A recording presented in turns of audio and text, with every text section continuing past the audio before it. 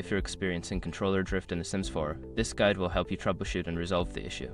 Follow these steps to regain control of your gameplay. Step 1. Check controller settings. Ensure that your controller is properly configured in the game settings. Navigate to the options menu and select the controller settings to confirm everything is set up correctly. Step 2. Clean your controller.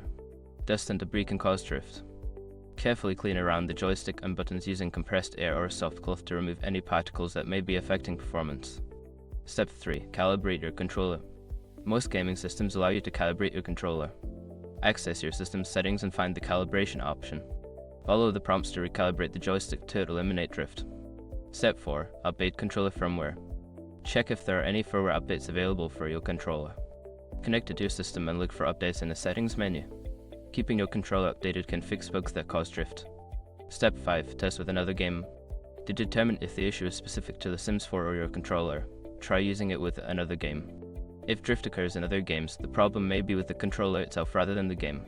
By following these steps, you should be able to resolve controller drift in The Sims 4.